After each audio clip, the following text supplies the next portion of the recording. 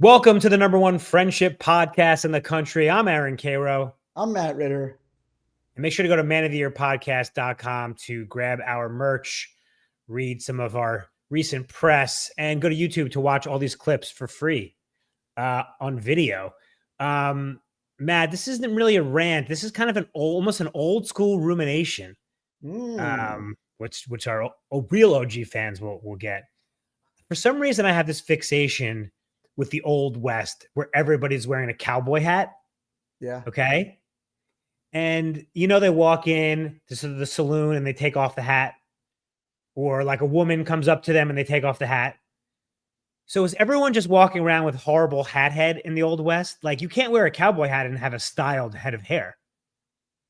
Yeah, they must have dealt with that in like all the old Western shoots by cutting and then having to do hair and makeup after they took the hat off. So you think in a Western movie, a black and white Western, they go, "Hello, ma'am," they cut. The person and then comes they do in an hour, then they do an hour of hair. Never thought about that. I don't know. I just like, even in the South now, if you wear a cowboy hat, if I wear a cowboy hat, I look ridiculous. Yeah, I don't look great in a cowboy hat. I gotta be honest. No, sorry. I mean, taking it off. No, I'm just saying I don't look good in them. Yeah. No, you know what? I guess you kind of muss your hair up though. I think like the goal generally, right, when you take it off, you do a little mussing to get it back to its natural state, right? No, I think you take the cowboy hat off, you press it against your chest, you go, "Hello, ma'am." There's no mussing. No mussing of the hair at all. So whatever I think that's hair, rude. Whatever's going on under the head, it's just that's what it looks like. I think what it comes down to is that the men in the Old West were not a feet. Is it a feet? A feet? A feet? Yeah, they weren't really concerned. But there's still a lot of people who wear cowboy hats now. If we have any cowboy hat wearing listeners, what do you do when you take off your hat? Do you fix your hair immediately afterwards, or you just leave it? Right. Like, do you think about it? Like, do you style it? Do you do you do your hair underneath the hat? It's a good question. Yeah. Anyway, these are the things that keep me up at night. Did they have hat head in the Old West? I bet you didn't think that was going to be my opening gambit. No. But you never know what's going to come up around here. Yeah, that's true. All right, we're going to segue into today's topic. I've been lobbying to talk about this for a little while, which is asking your friends about their mental health. Right. So we have been for 3 years now trying to get our listeners, which, by the way, Matt, we don't have a name for yet. Just listeners. Yeah. Buddies. Yeah. Modies. I mean, can somebody please write in with a name? What's our listener base be? Yeah. Maybe we're the Jiggly Squad. How are you going after the gigglers? Well, making fun of us. I'm saying, but those are the giggly squad is the girls. No, I'm making a joke because we're like middle-aged men. Oh, okay. I thought you'd like that. Bodies. Right. Oh, I didn't even get it. Well, we're both pretty fit. Yeah, well, we're fit. You're right. Okay. So we've been trying to get our guys to like be a little bit deeper with their conversations with their buddies, as opposed to just like, "What's your mortgage?" And how'd the Yankees do last night? And one thing that I've been doing with my own friendships is literally, if one of my buddies is talking about a trying situation, and Matt, I'm talking anywhere from like, the kids are all under 3 and they're driving me nuts, to like illness / death in the family. I say, "Oh, how's your mental health?" Oof. You'd actually be surprised. People really appreciate the question because nobody asked them. It's great. I mean, it's great. I meant, like my own mental health. Oh, yes. I haven't asked you because it's opening up a Pandora's box. And so I just wanted to talk about some kind of best practices, why I think this is important. But just before I get into that, kind of any just overall thoughts on just the question. I just love it. The simplicity of it. It's surprising to people. It's an invitation to do something that they probably don't get to do, but would like to do. Mm-hmm. I think a lot of what we're doing is, people want to feel heard. They want to feel seen. And most of the time, even with our friends, we're just kind of going around that, right? We're having a time. We're trying not to trying to be polite or trying to be fun, and you just never really get to the core of like, hey, I want to be able to share what's really going on with my friends. So that's a great question to just cut through the clutter of it. I think it even goes a little bit like, we've all got buddies in ourselves who are like, oh, work is crazy and it's like I hate my boss and blah blah blah. And like that's still sort of surface adjacent. So if someone's like, oh man, it's great, I'm like, well, how's your mental health? And they go, oh, honestly, they always like think about it for a beat because no one's ever asked them that. Yeah. And then they give you something, Matt, that they go, you know what? Like maybe this isn't the like job, like maybe this isn't the right job, or I thought, it was going to be X, and you just let them talk, let them cook. Let them cook.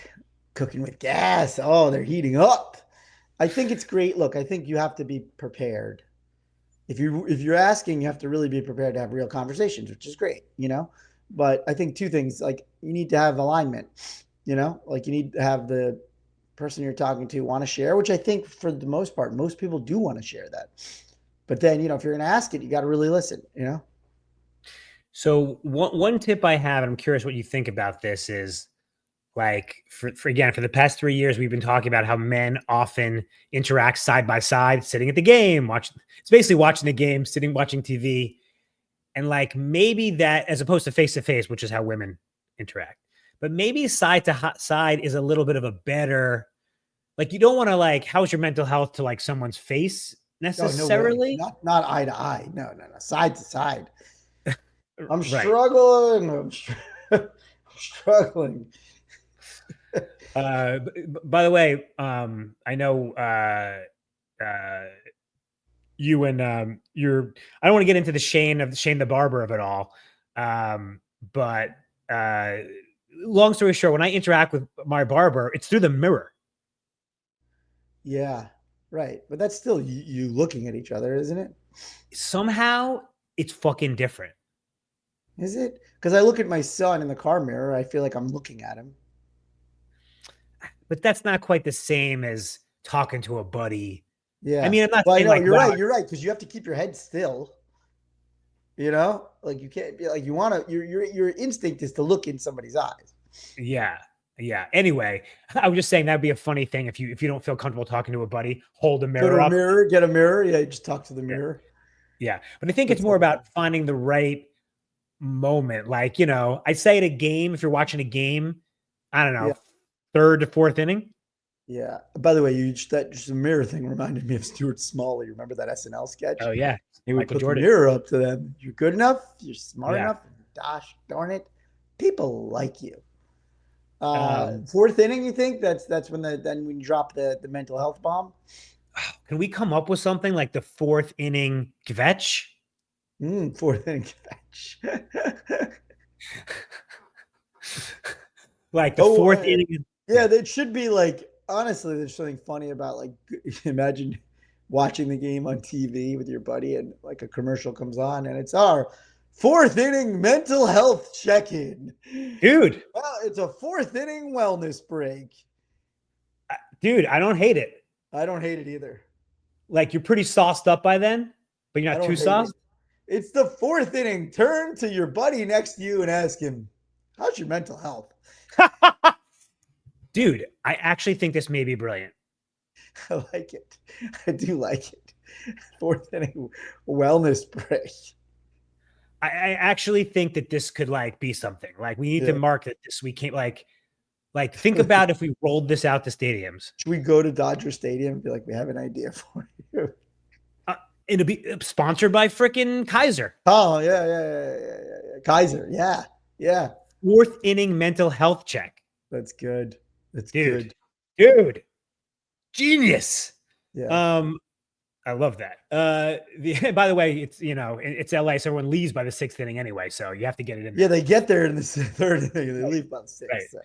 So. Another thing I want to throw at you, Matt, was that modeling behavior. So kind of saying, hey, like you proactively saying what you are struggling with first. Like, yeah, I'm having a tough time. I'm kind of feeling a little blue. Like, how are you doing? Just to like loosen them a little bit. I like it because you're also setting up a permission structure. You know, it's not just like just like I like the term modeling, but I also think it's like, you know, a lot of men don't know we're allowed to do this stuff or don't feel comfortable doing this stuff. And it's like sometimes you just need the permission structure to be like, here's how it goes now. This is how we talk now.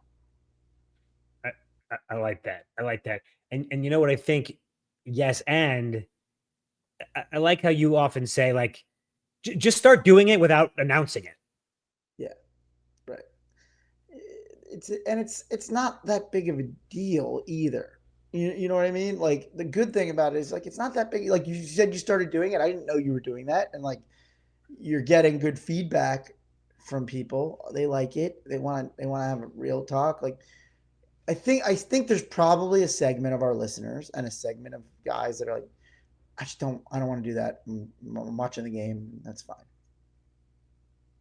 Yes, that is fine. I mean, also, your mental health could be good. No. It's not impossible. No. Not good enough to be like, I'm good. Right, right. No one's mental health is good enough to be like, I'm totally fine. Yeah, leave it. No. No. I don't believe you. I Yeah, don't believe you. I don't believe you. I think it's okay. First of all, if you're the one being asked to be like, oh, I'm good, and just if you don't feel like talking about it, Yeah. I don't think people are going to get mad. Yep. No, it's great. I think it's how's your mental health? My mental health is pretty good. Uh, no, wow, I'm getting a taste of my own medicine. Uh, I think my mental health is pretty good. You know, we've had some unfortunate, you know, life situations flying back to New York and everything. So I guess, you know, deaths in the family or in the friend's family. Yeah. No, it's tough. And but it also makes you really grateful for your own family that's around, you know? Yeah. And sometimes I feel kind of, well, now you got me thinking about it. Like, oh, when there's a death and that makes you feel grateful for your own family, then I sort of feel guilty. Yeah. Yeah. Definitely. I mean, when people don't have that anymore, it's like you're in a different place than they are. For you know, Yeah. for better or for worse. It's for better for you. It's Yeah. definitely for better for you. I mean, it is. Yeah. It's Yeah. better. You're in a better place. It is. There's no doubt about it. You know, it's better having both your parents around. It's like, Right. Yeah. I mean, I guess I'm not saying it out loud to anybody, so it's yeah, yeah, fine. no, but I understand that. You know, um, yeah. My mental Do health you is so teetering with two kids at this age. Well, I was going to say about the parents thing. Do you, when you find you know, to our new listeners, you know, Matt lost his dad a few years ago. Like when you hear someone else lost a parent, do you, I don't know, like, do you feel a kinship or Definitely, there's a something? dead parents club. You don't want to be in it, but Right. I feel like I can mentor our friends through it. Right. There's a lot to learn about. It's almost it's kind of like it's weirdly like parenting. Losing a parent is weirdly like parenting in that you have an instinct to give unsolicited advice to somebody that's just going through it for the first time because you know actually that you have this wisdom that there's no other way to get other than through the experience. And you also know that most people actually want that, even whether they ask for it or not. Even if they don't ask for it, you know they need it. And even if they're not readily accepting it from you. It doesn't matter. At some point, they'll like even if they don't hear it then or whatever, like all that stuff, you get it from people, and then like you can pick and choose what you take with you. But all of it is, I find like before I was before I had my first kid, I was like, what the? Why does everybody feel the need to tell me about like, oh, you need to do this, you know, you're gonna feel this, you're gonna feel that, and I was so like kind of annoyed by it. You get really kind of like, all right, I didn't ask. And I just think it's because we know, and as I said, very similar to like losing a parent, you know that people are really lost in those moments. And anything that they can grab onto that's helpful, you want it to be there for them. And it's like, you know, the downside of sharing that advice is nil. Like if they don't take it, great, fine, you know? Right. But you should give it. You should give it. Like I used to be annoyed by it, and I'm like, it's still good to give people, but like, you don't have to overdo it. But I think it's good if you have a good tip for parenting or losing a parent or some phase of life that's hugely significant, and it's something that there's really no way to know without doing. Like none of the books do anything. Then give it. That's my take. Yeah. Well, take received. Let's do a listener question. Yeah. We'll be right back. Okay, guys, this is asking for a friend. If you have a friendship question or ethical dilemma, send it to us on Instagram, Man of the Year Podcast, and we will answer it on the show. And we can anonymize it if you'd like. Matt, this actually question is you touched on this very briefly, so I'm glad this question came in. Dear Matt and Cairo, one of my best friends has been going through a rough patch of anxiety and depression, and I'm trying to be supportive, but I'm starting to feel burnt out. I don't want to bail, but I also don't know if I have the emotional bandwidth to continue being their therapist. Every conversation ends up being about their problems, and I'm feeling very drained, capital very.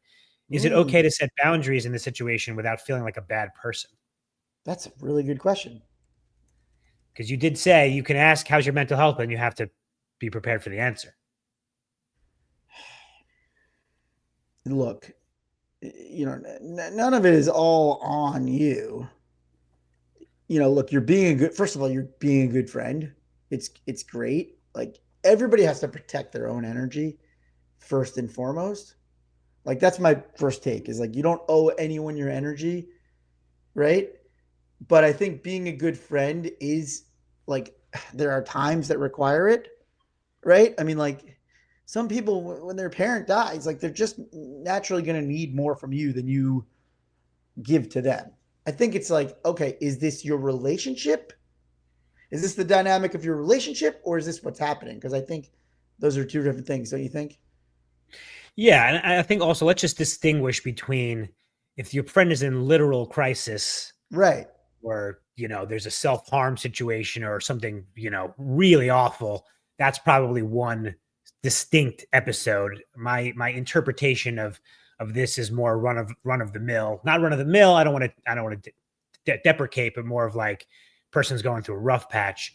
Yes. First of all, you're of no help to your friend if you're also burned out. That's not good for either of you. Number two, it depends on the situation. It depends on the situation. Are you their only ear? Like, do they have a sibling or a partner or other friends? Like, are there other people you could bring into the fold?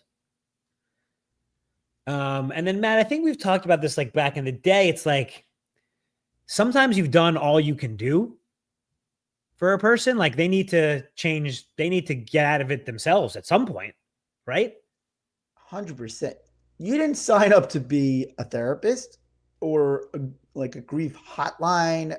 Like, I don't want to be harsh because I think it's really important to be there for your friends, right? But if this person's asking us our honest advice on a listener question, being a good friend doesn't mean being their only friend and their therapist and their entire support system. Right. So because again, like sounds like you're having fatigue over this, right? So it's obviously your dynamic's not working. So communication is key, right? Yeah, but how do you communicate something like that? So I would suggest, like, if they need a therapist, I would say, have you thought about talking to somebody who's been through this or somebody who's better equipped to, like, basically just being like, I'm not sure I'm the best person for this. Yeah, I like that. I think it's got to be reframed as like, I feel like, we need to change the dynamic here so you can get the help you need. Or I don't feel like, I'm just going to repeat what you said. I don't feel like I'm capable of giving you what you need. Like we need to beat this, but I can't help you. Like we got to change the dynamic. We got to see someone. I'll go with you if you want, or can we talk to your parents, talk to your friend, talk to somebody else? Like, so I think that's one big part. I think that's one big part of it. The other big part, and I think we've talked about this before, is like, you need variety in the friendships that get heavy. It's like you need to lighten it up, right? If you don't want to abandon it, you need to like figure out a way that the next time you hang out, you're not talking about any of this stuff. How do you do that? I mean, offer a fun thing where it's like, oh, we're at the baseball game. It's the fourth inning. God damn it. Yeah.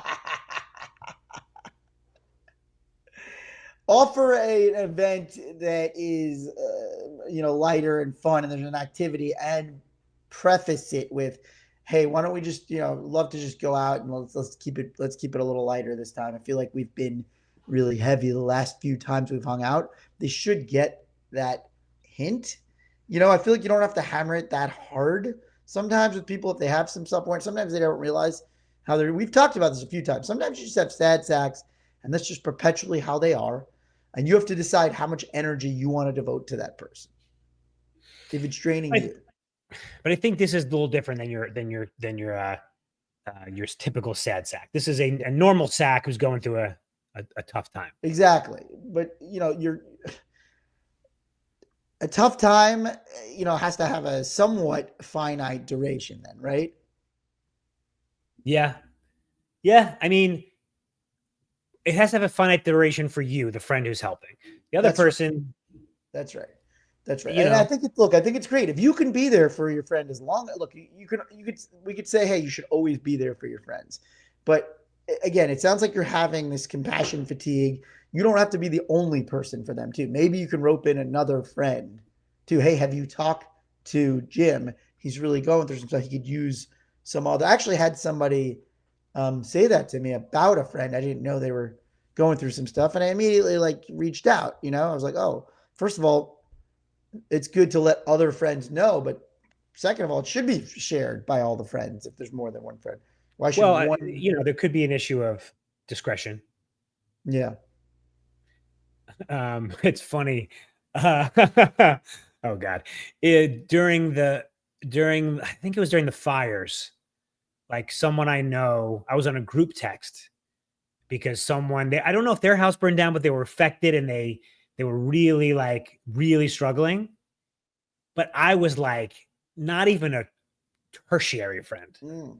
I was like, why am I on this group text? Like I don't even think I have the person who's in trouble's number. And I was just like, I don't know. Is that because I have the podcast or because I'm so helpful? I don't know. Burden sharing. So I spread the wealth. I didn't respond.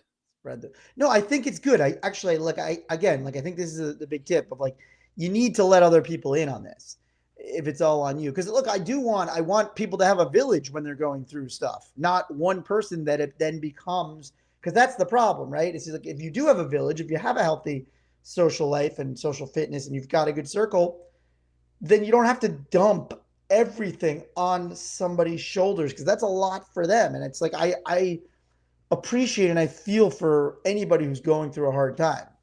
And I know it's great to have friends who are available to you, but I think it is good. This question is good because it makes all of us out there listening go, when I'm grieving, I also at some point have to, be cognizant if I'm just dumping it all on one person for an extended period of time.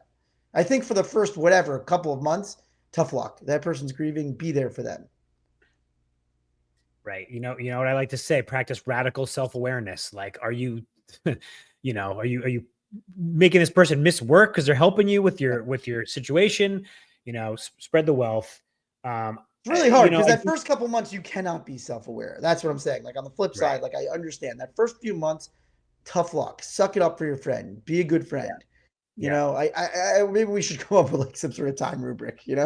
Like how long can you really monopolize the energy with grief? 3 months, 6 months, a year? This is going to be a kind of a dumb question, but do you think? So silly, but grieving a parent, do you think there's a loose time frame? The first year is misery. I don't, never, again, it never goes away ever. And I tell that to people, you're just always going to have this hole. You can't fill it. You have other things in your life that, that just are positive, and you're not, it doesn't weigh on you daily as much after the first year, but within that first year, it's got to be first week is horrible. 6 months is a little better, or no? No, I don't know. It does last a long time. There's these weird waves where you just burst into tears at any given moment in that. I can still do it now. I can burst into tears at any time, but those stretches go like further and further apart. Mm, That's what I would mm. say. I'd love to hear listeners' grief question. Like how long before you feel, I guess, back to your, sort of normal self. Right. Right. I mean, you're never back to your norm, but I guess it's not, well, you're not in crisis, I maybe would say. Yeah. I'd say that first year is brutal. Yeah. I think not just for grief, but sort of general crisis. But I don't know. I was going to say 3 months feels like you're on call for your best friend. Yeah. Like Yeah, it's hard. It's hard. I know it's funny. We're like quantifying the time for it, but it is. Look, I think this is one of our better questions, right? Because this is the stuff nobody talks about. Right. It's also different. I was thinking about this the other day. It's different if your friend has a partner, a husband or a wife, because like generally, I think that person is your first line. As the best friend, you should be there, but you're really almost more of a backup. Yeah. And you're providing different help, but like, the spouse is there day in and day out. Right. That's why you get married. That's why you get married. Somebody has to be there for you. Honestly, I mean, what happens? I mean, listen, you're going to be 95 one day, incontinent. Yeah. Incontinent? No, 95, 45. I mean, you're barely continent now. Yeah. I'm at continent. I know. Only the continent man will pass. What's the sign that's on every pool in LA? Do not go in the pool if you've had diarrhea in the past 2 weeks. And yeah, you can never swim. I've never swam. All right, I think we answered that question. Yeah, I mean, except for the timeline thing, right? I mean, that's a good question. I would love to hear from our listeners. I think it's after 3 to 6 months, there's going to be starting to be like, people are going to get kind of like, all right, I gotta, can't always be about this. Yeah. I mean, one thing you can do, this is going to sound awful. If you're the helper, you could also like, listen, I'm going on vacation. And not go on vacation? No, and go on vacation. Like, listen, I'm going away. You have to travel to avoid this? No, I think you just got to be like, look, I think, let's see if there's somebody who can help you with this. I don't know if I'm the best person for all of this, for it's a lot.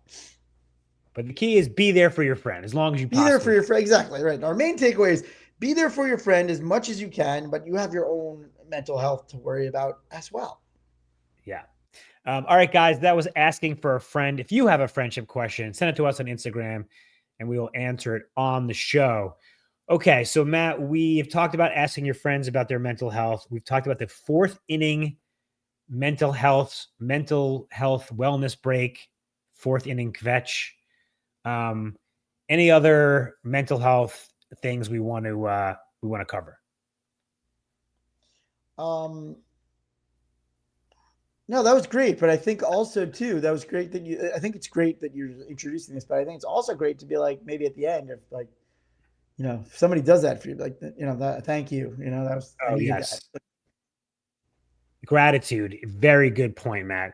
There was one other thing that I wanted to mention, which is that